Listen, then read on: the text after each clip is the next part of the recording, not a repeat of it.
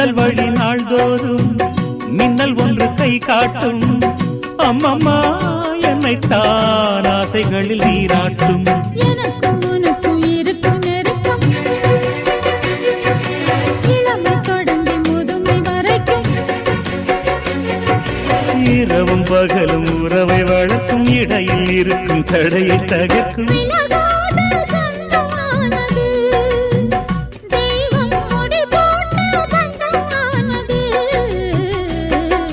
செம்பருத்தி செம்பருத்தி